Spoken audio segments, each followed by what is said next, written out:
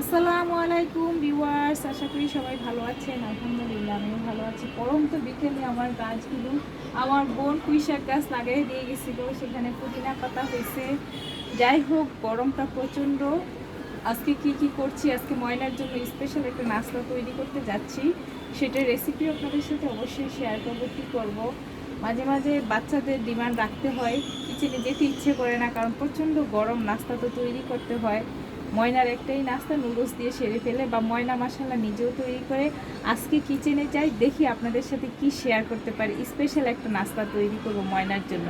দেখি ময়না আজকে খুব খুশি হবে, ময়নার অনেক পছন্দের একটা নাস্তা। আজকে সিঙ্গারা তৈরি করব, এই জন্য এই যে দেখেন আলুগুলি কি সুন্দর করে গোল গোল করে কেটে নিচ্ছে। এখানে কিউব করা প্রায় এখানে 2 কেজি আলুর মতো নিয়েছি। এখানে যে বিফ নিয়েছি, গরুর মাংস ছোট ছোট করে টুকরা করে নিয়েছি। আর এখানে হলো কলিজাও ছোট ছোট করে কেটে নিয়েছি। মশলা তো প্রথমে আমি আসলে এই বিফ তো মুরগির মাংস হয়েছে।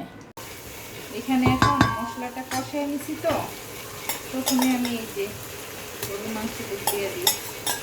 মানে জাস্ট একটু আগে টেস্টটা যেন একটু বাড়ে, সেই জন্য আমি মাংসটা কিছুক্ষণ কষায় নিই, তারপরে কলিজাটা দিব।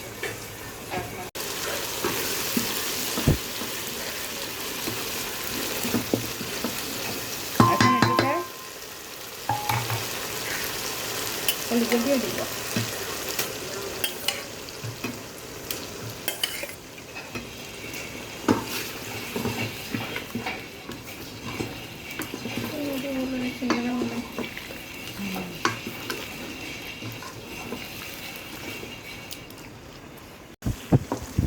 এই যে এটা কষায় নিছি, এখন এই যে কাটা আলুটা দিয়ে দিলাম।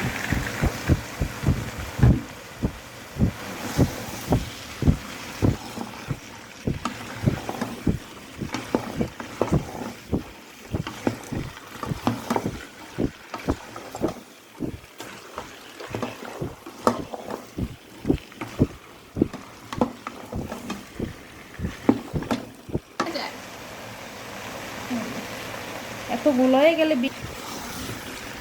বাদাম লেগে সিদ্ধ হইব, বাদাম মতো সিদ্ধ হওয়া লাগে।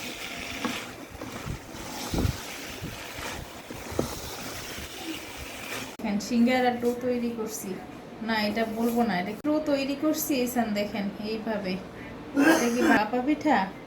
এটাতে এখন একটু একটু করে পানি দিয়ে ডো তৈরি করি।